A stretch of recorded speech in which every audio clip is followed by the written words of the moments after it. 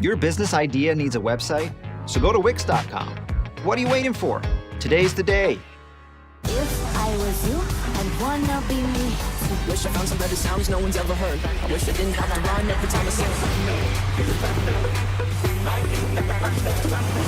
and you, girl, you and me. Drop it to the floor and let me see your energy. Baby, I don't need dollar bills to have fun tonight. Baby, I don't need dollar bills to have fun tonight.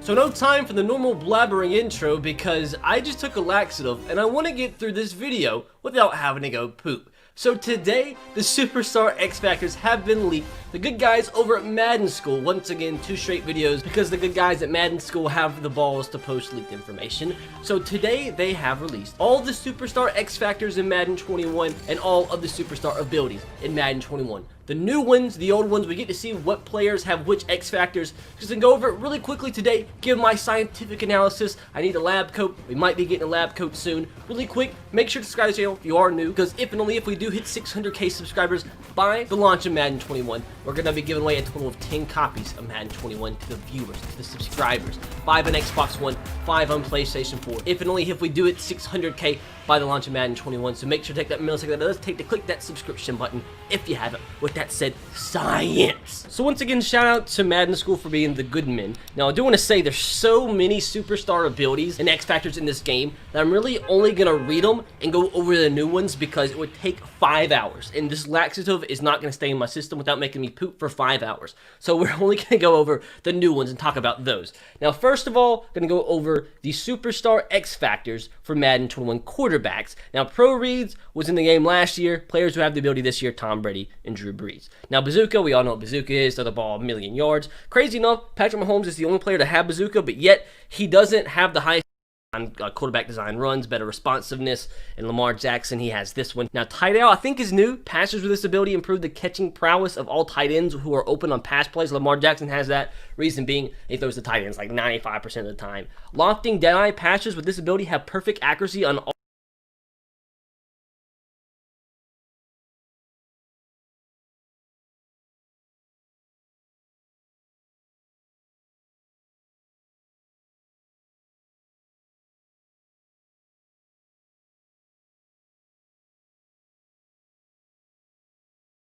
There's only one man who can be the face of Old Spice Ultra Smooth Face and Body Wash. A man whose face is also his body.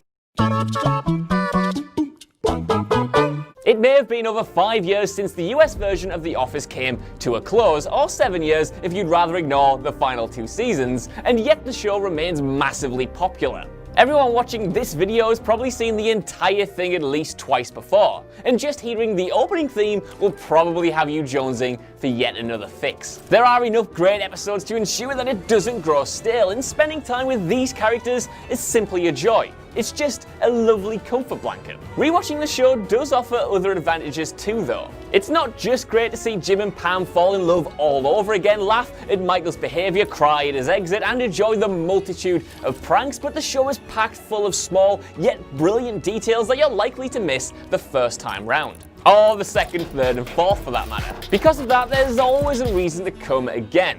And yep, that's what she said. I'm Josh from WhatCulture.com, and these are 12 small details you only notice rewatching The Office. Number 12. The water is dyed green on St. Patrick's Day, and Michael has the wrong flag. The Office's 6th season saw a big celebration of St. Patrick's Day, which, we're told, is one of the most popular holidays in Scranton. Hey, if it's popular in Newcastle of all places, I can buy it. Consequently, the characters are all wearing green, and that gave the production team a chance to sneak in a couple of great visual gags. For one, behind Stanley, we can see that the water in the Office's cooler has been dyed green as a means of marking the occasion, showing just how all out the Office has really gone. Even better though are Michael's hilarious attempts to get involved. Not only does he wear a green tie, but he also has an Irish flag on his desk. Or at least what he thinks is an Irish flag, because in true Michael Scott fashion, it turns out to actually be the Italian flag.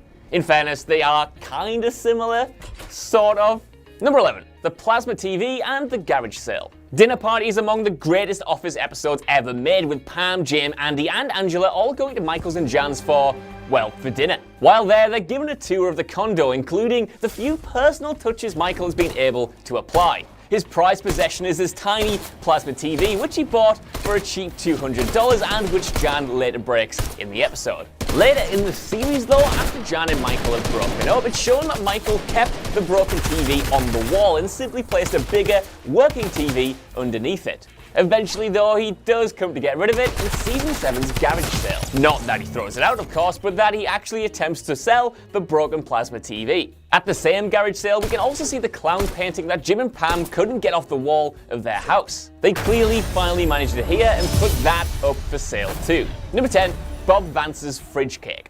Bob Vance, Vance Refrigerators, is one of the many great recurring characters of The Office. The partner of Phyllis, he pops up every so often, always introducing himself with the name of his company tacked on afterwards. The running gag pays off massively in the episode where he and Phyllis get married, as they have not one but 2 wedding cakes. While one of them is your regular wedding cake, there's also a groom's cake, which is typically less traditional than, the regular wedding cake. That's certainly the case here as well, because the groom's cake for Bob is actually a refrigerator. It's a cute little sight gag, but it's even better as part of a 1-2 punch. Because even easier to spot is that the topper of the wedding cake itself, next to the bride and groom, is yet another fridge. There's also the long-running theory that he introduces himself with Vance Refrigerations for one very smart reason. He knows they're being filmed, so is using it as free advertising should the documentary ever be shown.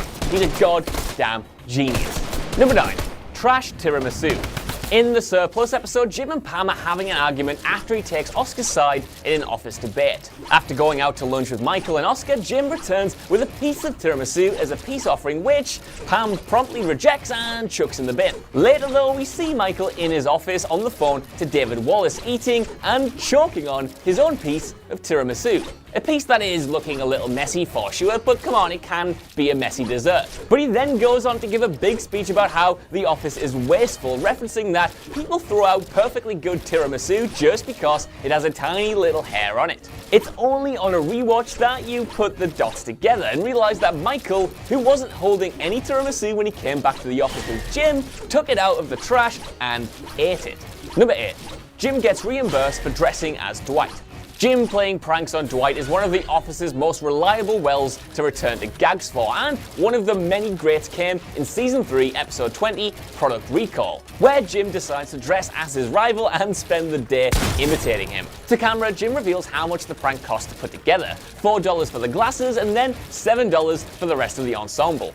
Later on in the episode though, Angela mocks Kevin for not knowing that 7 plus 4 equals 11 when he's working on a payroll form, meaning that Jim was reimbursed by Dunder Mifflin for that prank.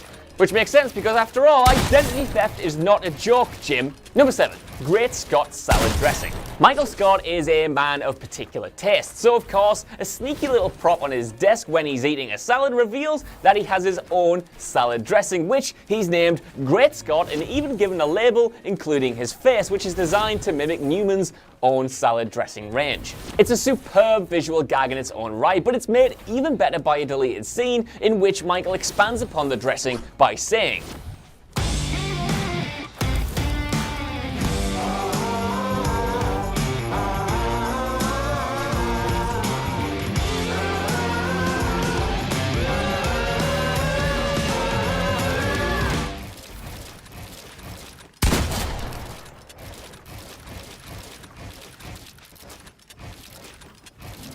What is that? Mine. Why?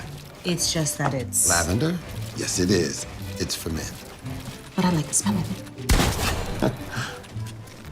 I make my own salad dressing. I mix Newman's Ranch with Newman's Italian. Sell it at flea markets for a slight loss. I could make a profit if I changed one of the ingredients to Wishbone, but I won't do it. Number 6. So many Creed details. Creed Bratton is one of the weirdest Office characters, which is saying something, and there are a number of brilliant details and jokes built around the character. For example, in Season 9, and one of the last uses of the joke on the show, Clark says, "There's no way you guys are making this magic with just your mouths," to which Creed mouths the iconic, "That's what she said." Another great Creedism is when the Office runs out of printer ink in Dunder Mifflin Infinity, as it's the same episode where Creed is attempting to pass himself off as much younger with dyed black hair. The camera cuts to him as Michael announces they're out of ink, suggesting that he dyed his hair using said ink. And finally, there's the fact that pinned to his cubicle is a mugshot of himself. And that's not the only great use of Creed's photo in the show, with a different moment revealing that he's banned from a Chinese restaurant for being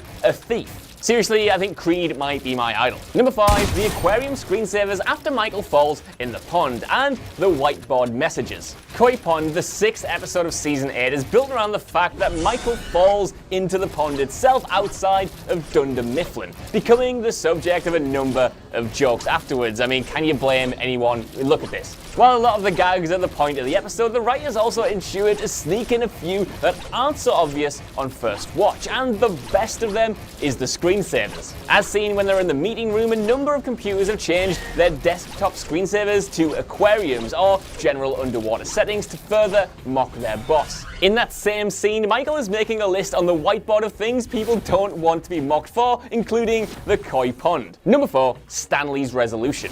In Season 7's The Ultimatum, Pam puts up a board for all of the staff to post their New Year's resolutions on, which, as you'd expect, is absolutely ripe for shenanigans. Some are genuine resolutions, such as Kevin vowing to eat more vegetables, Erin wanting to learn a new word every day, and Oscar aiming to finish the living room. Others go down a far more comedic route, as you'd expect, such as Angela's make time for romance with the senator, Creed's do a perfect cartwheel, and Dwight's meet a loose woman. The best of them, though, is the one that's the hardest to spot, since it's hidden away at the bottom right and partially masked by Pam herself. On pausing or rewatching, though, you can see that Stanley's resolution is, quite incredibly, be a better husband and boyfriend. Number 3, the chair model is Parks and Rec's Miss Pawnee. In Chair Model, the 14th episode of Season 4, Michael becomes obsessed with, well, you've guessed it, a chair model from a new office supplies catalogue that he has. The model's name is Deborah Shislewski, and she's played by April Eden. But Eden would then go on to play Trish Iannetta, aka Miss Pawnee, in Parks and Recreation. We don't get a long close-up of the model, and this was actually well before Parks and Rec aired, so it would have been impossible to spot when it first aired.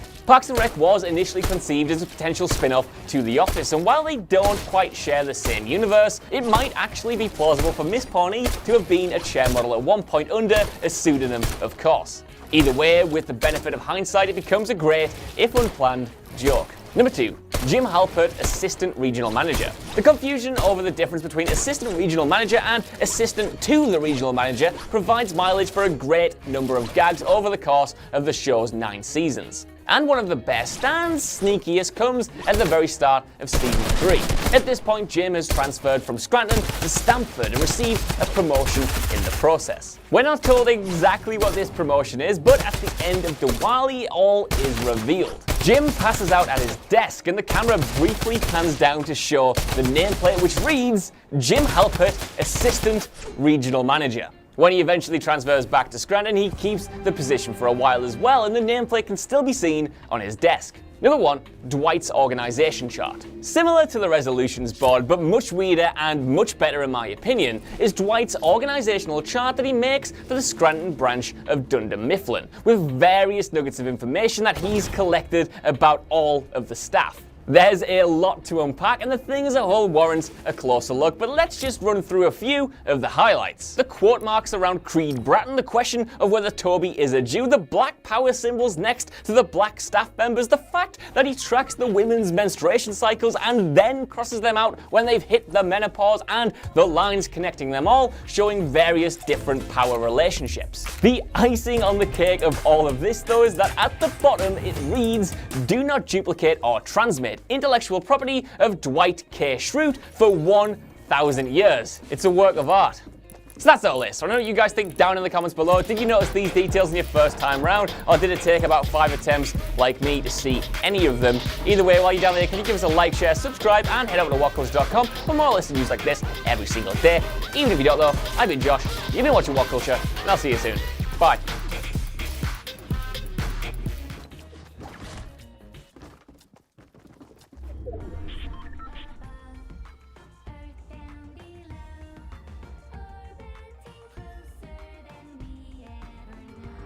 Hey you, the creator who sees the invisible, we made Editor X for you.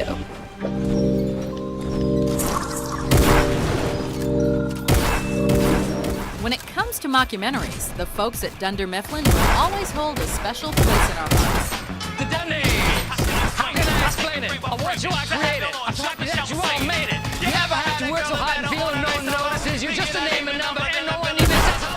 Welcome to WatchMojo.com, and today we're counting down our picks for the top 10 episodes of the US version of The Office.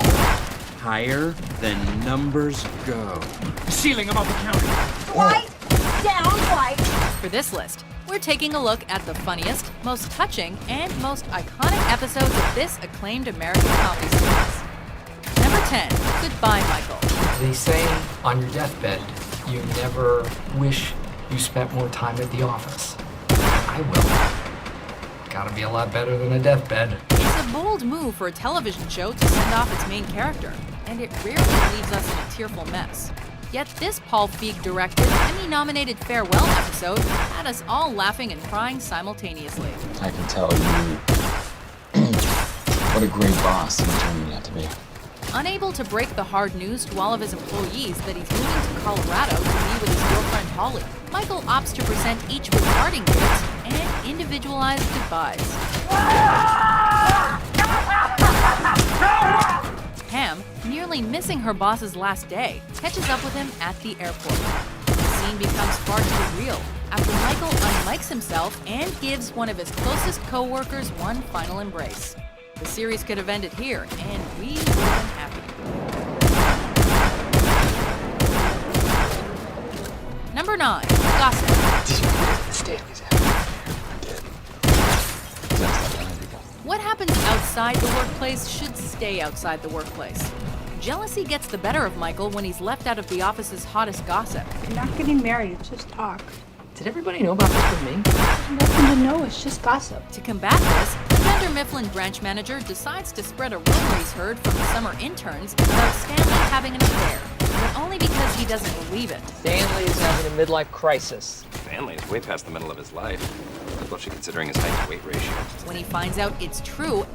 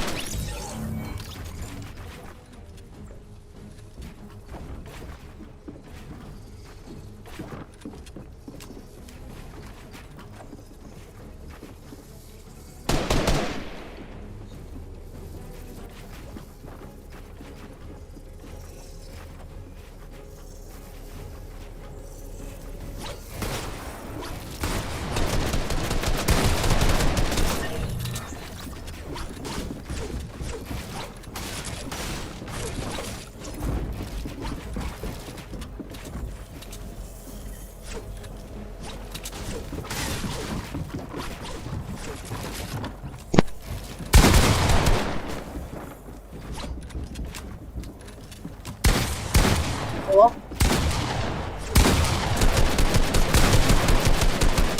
What? Yep. How come? It's way too loud.